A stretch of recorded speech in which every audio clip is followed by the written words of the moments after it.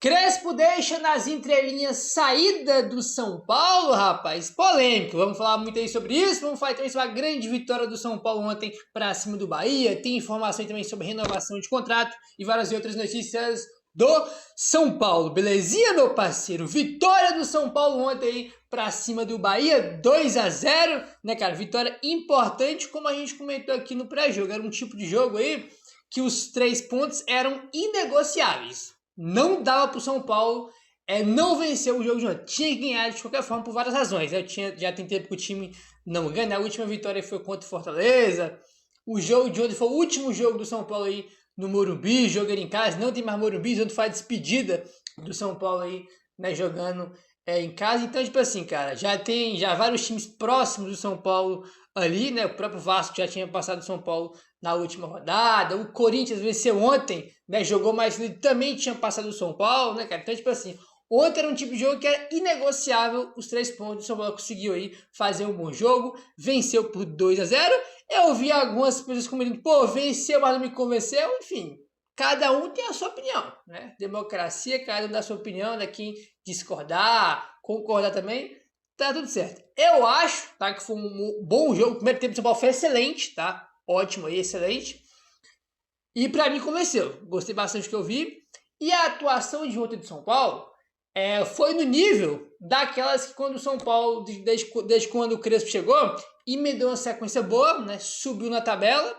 E o São Paulo fez vários jogos bons, né, cara? Contra Corinthians, contra Atlético Mineiro, Fluminense. Pô, vários jogos bons o São Paulo fez aí. Muito bons jogando dentro de casa.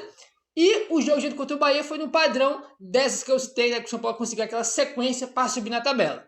Né? Primeiro tempo muito bom mesmo, cara. Primeiro tempo não teve nada do que falar aí do São Paulo. Segundo tempo ali 2-0, o São Paulo só controlou o jogo. Foi um jogo até que tranquilo, até, né, pelo momento do São Paulo, foi um jogo até tranquilo, não sofremos. Aí Rafael fez uma defesa aqui, eu teria, mas no geral, né, a gente não sofreu, não teve abafa no final do Bahia, nada. Foi um jogo ali tranquilo, tanto que o segundo tempo inteiro só foi com o São Paulo controlando, né? Aí o que acontece, rapaziada? Aí eu falei sobre a questão da atuação, né, do São Paulo, que foi no nível do que a gente viu nos jogos anteriores, né, quando a gente teve aquela sequência com o Crespo. A intensidade do São Paulo no primeiro tempo foi coisa de maluco, tá, irmão? Coisa de maluco, time muito intenso, ligado no 220, mordendo a saída de bola, né, irmão? Quando o São Paulo perdia a bola, já marcava pressão ali, sufocando a defesa do Bahia para poder recuperar já a bola, irmão. O Bahia, quando tava com a bola, teve um lance, foi curioso, né? Quando o Bahia tava com a bola, né, o jogador do Bahia recuou a bola pro goleiro, porque tinha 3 jogadores do São Paulo marcando só o goleiro. Né, pra você ver os caras numa fome, numa intensidade absurda que tinha muito tempo que eu não via. Né? Então ontem, especialmente o primeiro tempo, deu gosto de ver o São Paulo jogar aí, né, cara? Fez 2-0 no primeiro tempo e ainda teve gol anulado. Esse gol anulado do São Paulo, eu vou te contar, cara. Olha, quando eu falo pra vocês que é curioso, né, cara? Que tipo assim, na dúvida os caras marcam contra a gente. Por quê? Eu nem falei isso aqui no jogo contra o Mirassol, porque teve tanta coisa pra gente falar contra o Mirassol, né? 3-0, né? Foi 3-0 aquele jogo que eu nem comentei sobre essa questão. O segundo pênalti do Mirassol, o segundo pênalti, foi o segundo pênalti ou foi o segundo gol? Acho que foi o segundo pênalti, foi o 3-0. No segundo gol do Mirassol de pênalti, teve cruzamento na área, o jogador do Mirassol participa do lance, só que ele estava impedido. O que o árbitro fez? Ignorou e marcou o pênalti. Aí ontem, simplesmente, teve uma cobrança de falta na área, o Alan Franco participa da jogada e o árbitro simplesmente marca impedimento. No caso, o Bandeirinha marcou impedimento, aí anula o gol do São Paulo, né? Aí anula o gol do São Paulo por impedimento e não anulou o pênalti do Mirassol, porque o jogador do Mirassol estava impedido, sendo que ele participou também da jogada que gerou o pênalti. Né? Então, tipo assim, cara, quando é lá contra o Mirassol, os caras foram marcar o pênalti. Aí ontem, cadê o mesmo critério? Não teve o mesmo critério. Foram lá e anularam o gol do São Paulo, entendeu, cara? Tipo assim, cara, o Alan Franco nem na bola pegou, nem triscou na bola, né, cara? Tipo assim, esse negócio de que participou da jogada é um negócio muito interpretativo. Eu acho que no caso de ontem, do Alan Franco, eu acho que ele não participou, tá?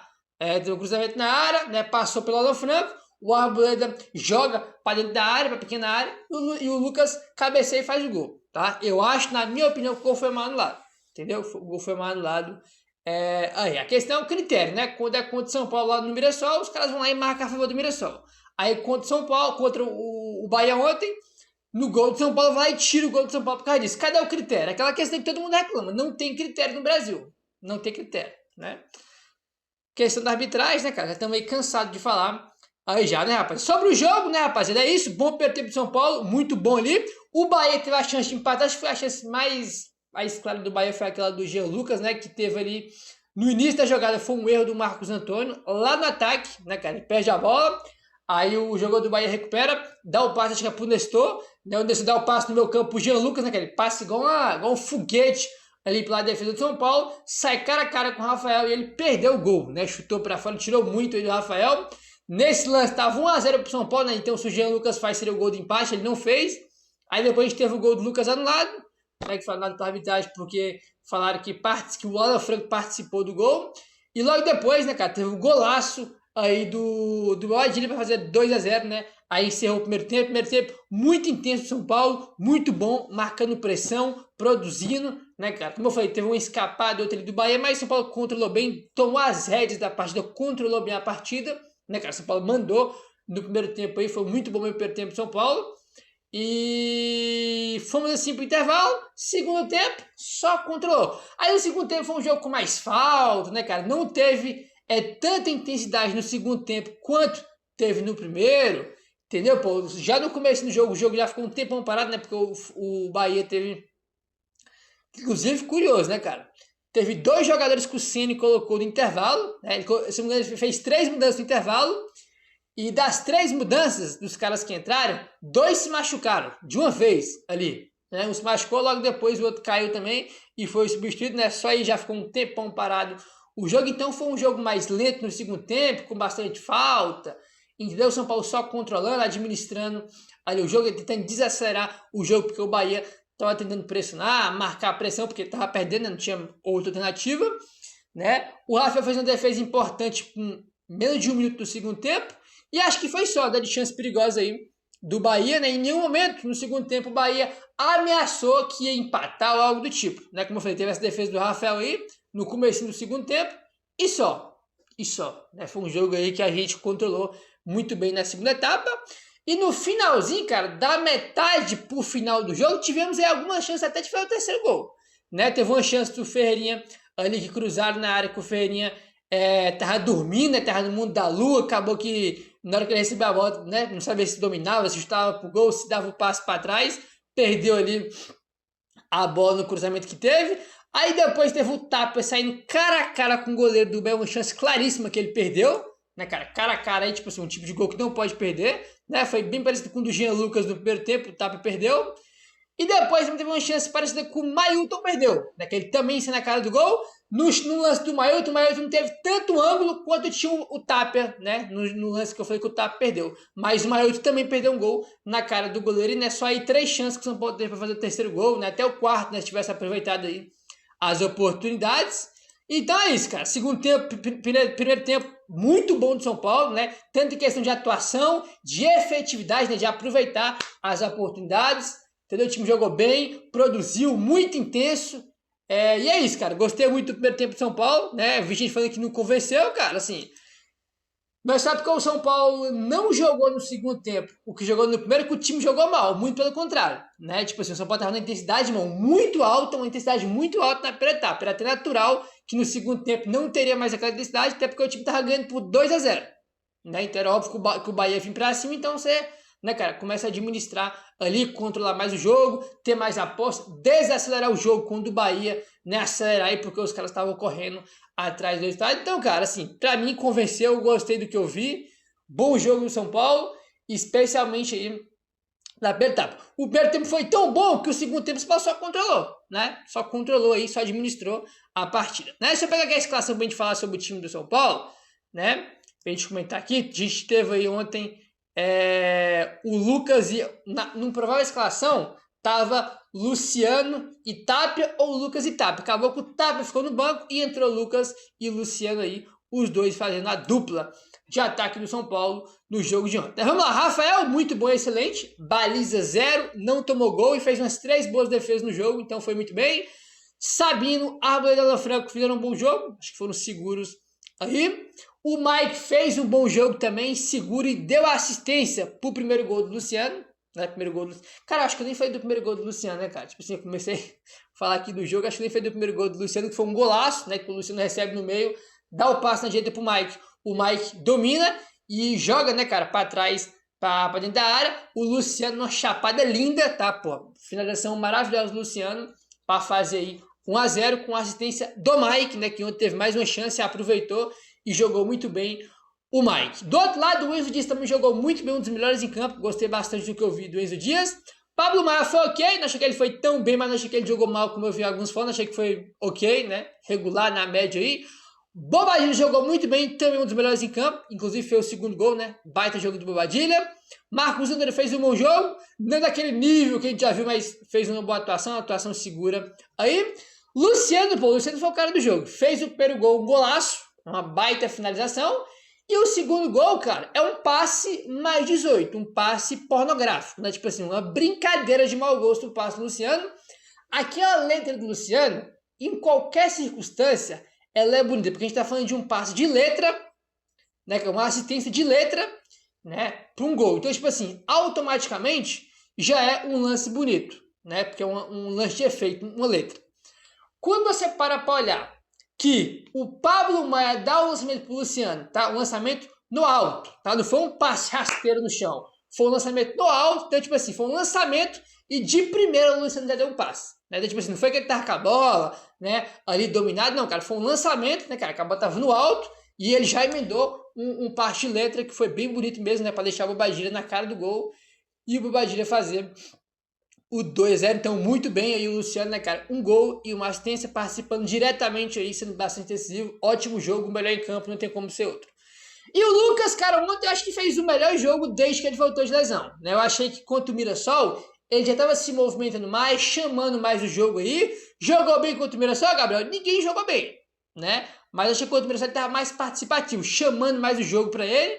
E ontem também vi isso. Chegou até a fazer um gol, né? Que eu acho que foi mal anulado, mas teve o lance do Alan Franco, né, que participou da jogada segundo a arbitragem, e ele fez até o gol, mas estava impedido segundo a arbitragem, o Alan Franco, e acabou o gol dele foi anulado, né, cara, mas achei que ele foi uma boa atuação, o melhor jogo dele desde que ele voltou aí de lesão, né. Mailton não entrou legal, né, cara, Mailton entrou no intervalo no lugar do Mike já estava com o amarelo, Mailton não entrou legal, cara, errou muito os primeiros lances dele, cara, no começo ele errou tudo, né, depois ele foi melhorando aí, mas não entrou legal o Mailton não. Tapia, ok, teve uma chance que de novo não pode perder. Na estreia dele contra o Corinthians, ele perdeu um gol igualzinho, né? Que saiu da cara do goleiro e perdeu. Ontem de novo. É um tipo de gol que não pode perder, cara. É que acabou aqui no resultado final, não fez falta, mas poderia ter feito. Né? É um tipo de gol que ele já perdeu e ontem ele repetiu. Não pode perder esse tipo de gol. Luiz Gustavo tá bem no finalzinho, né, cara? Dá nem pra avaliar direito. Ferreirinha, não gostei, tá? Teve um cruzamento na área lá que ele recebeu que, né, parecia que ele tava perdido no mundo da lua, não entrou ligado no jogo. E Ferreirinha perdeu muito espaço nos últimos jogos, tem que, irmão, voltar a jogar bola aí porque tá perdendo espaço, né? O Negruz também entrou, faltando 5 minutinhos, né, nem deu nem pra pegar na bola aí, não deu pra avaliar, né? No geral é isso, achei que o Crespo foi bem, né, o time bem armado, organizado, aí, né, cara, tomando as rédeas, o controle do jogo, gostei bastante do que eu vi aí, uma boa atuação do São Paulo, uma vitória tranquila, até pelo que o São Paulo fez no primeiro tempo, segundo tempo só controlou e administrou. Aí, tá bom? Vamos lá para a coletiva do técnico Hernan Crespo, meu parceiro. Vamos lá, ó. O técnico Hernan Crespo fez uma defesa ao elenco do São Paulo ao quebrar a série de derrotas no Campeonato Brasileiro. O treinador elogiou a entrega do grupo neste período difícil da temporada e evitou traçar planos para o futuro do clube, como na abordagem ao planejamento para 2026. Então perguntar para o seu planejamento 2026, ele falou que nem sabe, né, que não dá para falar isso sobre planejamento agora, e foi aí que ele falou que não sabe se vai ficar, rapaz. Olha só, abre aspas pro Crespo. Não vou falar, não vou dar minha opinião sobre o que o presidente fala, por questão de respeito. São coisas que vão acontecer em 2026, que é o seu planejamento. Ainda estamos em 2025. Quando acabarmos esse ano, que ainda tem muita coisa, aí eu posso falar. Não sei nem se eu fico. Acho que sim, mas não sei. Fecha aspas aí para o Crespo. Dessa pergunta aqui que fizeram, na verdade, eu lembrei agora. Tinha saído informação, né? Na verdade não foi informação, foi uma declaração do Casares na entrevista que ele deu falando que em 2026 né? O São Paulo, né, o pilar do time do São Paulo vai ser Caleri, Lucas e Oscar. Aí perguntaram pro Caleri, não, foi Oscar, Lucas e Luciano, né? Oscar, Lucas e Luciano. O Casares falou isso em entrevista. Aí perguntaram sobre isso pro Cresta, se ele concordava que era isso. Aí ele falou, ó, não vou falar, não vou dar minha opinião sobre a fala do presidente. É por isso que ele citou o presidente na declaração dele. Né? Ele falou, ó, 2025 nem acabou, tem muita coisa ainda, só depois que a gente vai pensar em 2026. Aí foi onde ele jogou a bomba. Não sei se fico, acho que sim, mas não sei. Deixou nas entrelinhas aí a possibilidade de não sei se fico. Deixou a possibilidade de sair. Enfim. Ele tem contrato até o fim do ano que vem, né? Até o fim de 2026. Aí não sei porque ele falou isso, qual foi a intenção dele jogar isso na coletiva, né? Não acho que ele vai sair, tá? Acho que ele vai continuar aí pro ano que vem normal, mas ele jogou essa pequena bomba, uma polêmica, podemos dizer assim, nessa declaração aí, depois do jogo de ontem, né? Enfim. Temos aqui mais alguns temas, ó, sobre lesões aí e também sobre impressão, né? Aí para corrigir nos próximos jogos do São Paulo. Ele falou o seguinte, abre aspas. Você falou bem, pensar em 2026 é só em dezembro. Vamos falar de muitas questões que temos que corrigir. Essa temporada foi muito difícil em muitos aspectos, não só pelas lesões. Então temos que aprender com os erros, mas também fizemos coisas boas. Então temos que aprender para não repetir o que foi de errado.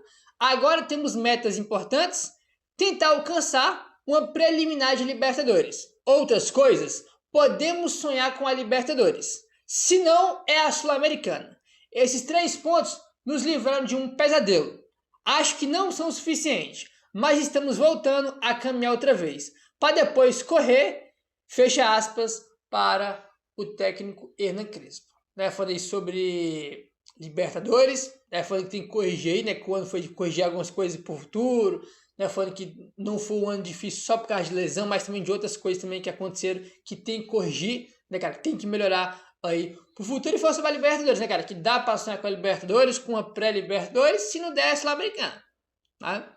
Enfim, e o próximo jogo é um confronto direto contra o Vasco, né, que também tá perto ali, querendo beliscar uma vaga na Libertadores, então importante esse jogo aí contra o Vasco, semana que vem confronto direto, né? Aí, como eu falei para vocês, o jogo de ontem foi o último jogo do São Paulo na temporada no Morumbi. Não tem mais Morumbi em 2025. Aí perguntaram isso pro Crespo, ele falou o seguinte, abre aspas.